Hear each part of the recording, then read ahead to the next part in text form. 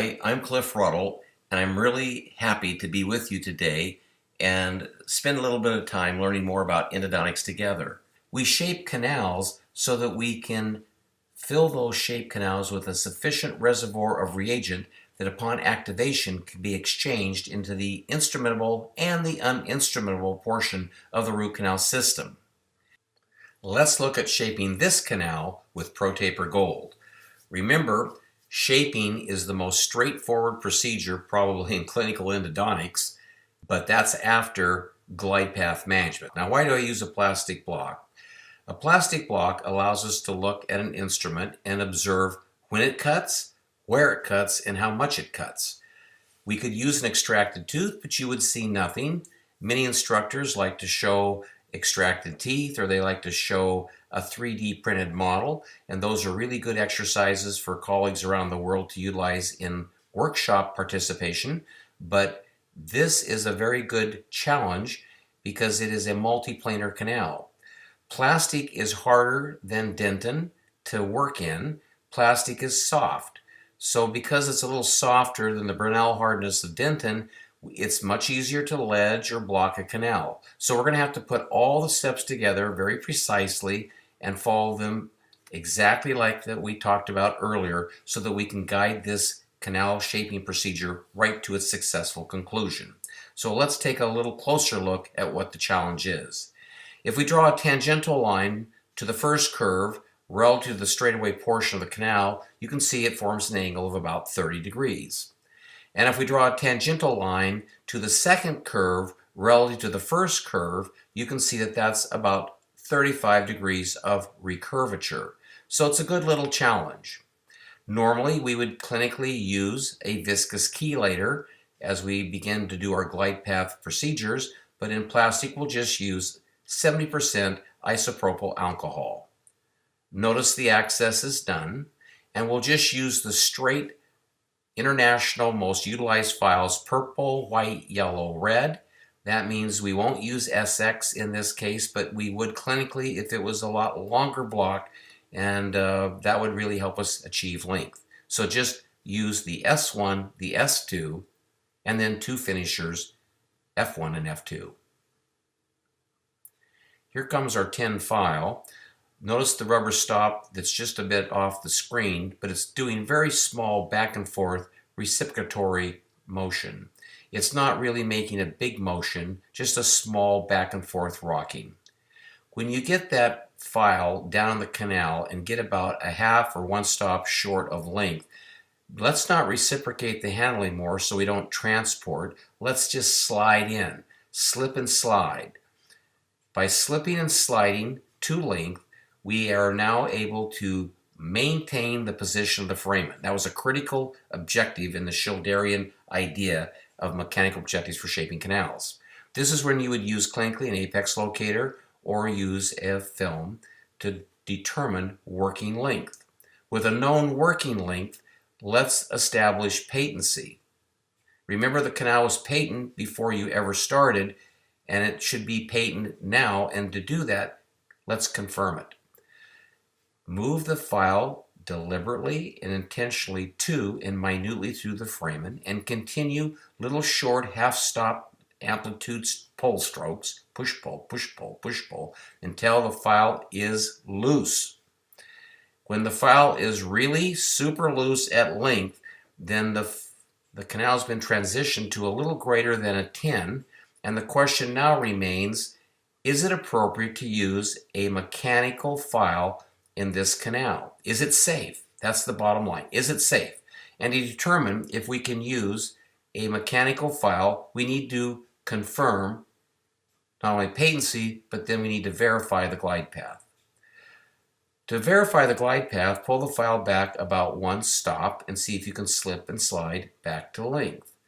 Now pull the file back 2, 3, or 4 stops and see if you can slip and slide over the apical 1/3 of that canal. If you can slip, slide, and glide over the apical 1/3 of the canal in a bath of fresh reagent, we can start using ProGlider. Remember, ProGlider replaces the stainless steel 15. Let the ProGlider run towards length. If there's a little bit of resistance to run, brush. Notice where the file's cutting, it's cutting away from its length. It's pre-enlarging the canal. You can take a second pass to better and more effectively load the blades with debris and auger the debris out of the canal. When you pull any mechanical file out of a canal, it's important to irrigate. Irrigate kicks out gross debris. Then we can recapitulate with a tin file, or guess what? You can recapitulate with the Pro Glider.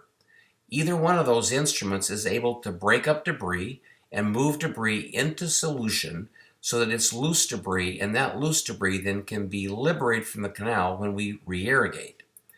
Notice the cannula doesn't need to go deep. It only needs to go about to the middle 1/3 of the entire working length, and I can irrigate, vacuum, irrigate, vacuum, irrigate, vacuum. I'm using a 25-cent syringe with a 29 gauge cannula. Here comes S1. You don't have to know much about its geometries. It's purple. We know around the world the ISO color to follow is purple, white, yellow, red, and so on and so forth.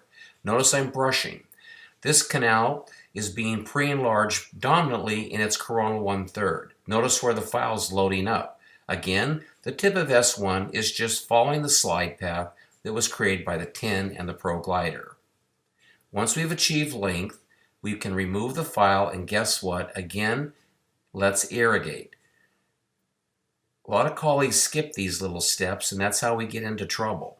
Again, we can recapitulate with either the tin file or even use a much more flexible Pro Glider to just clear the canal, break up debris, move it into solution so that we can re-irrigate. Again, irrigate, vacuum, irrigate, vacuum. You can bump these solutions, and notice we're moving solutions much deeper than the placement of the cannula. Here comes the S2. It'll carry a shaping wave progressively deeper into the canal, and it'll work primarily in the middle 1/3. Again, the tip of the file is dominantly loose, and the shaping is continuing. Again, irrigate, recapitulate, and re-irrigate. I'm using a needle or a cannula that is cut 90 degrees to its long axis. That means I can vacuum. I can bump solutions. Watch, irrigate, vacuum, irrigate, vacuum. I can actually move solutions many, many millimeters apical to the position of the cannula. This is a real advantage in irrigation procedures. Our first finisher is a 2007. It's F1. Notice it's loading up right towards its terminal blades, and it can walk down pretty easy, crawl around curvature, and achieve length. And again, we have the usual assignment of irrigate, recapitulate, and re-irrigate. I'm again emphasizing that we could recapitulate even with an endoactivator as a third idea. So we've talked about a stainless steel tin file and a Pro Glider. Here is a polymer, non-cutting, highly flexible tip that can rapidly move debris into solution and very effectively clear the canal so that we can irrigate a little bit more effectively. Look at these files when they come out, especially the finishers, and see where they're cutting. We want to see debris on the more terminal blades of a file, which indicates that file just cut its shape in the apical 1/3. It would be needless to continue going through a higher level files and expanding the diameter if the file is loaded. If it's loaded, we've just cut its shape and it's done. Again, you can recapitulate this time with an endoactivator, break up debris, move it into solution. Notice how clean the canal gets rapidly by just following the endoactivator in and agitating the solution.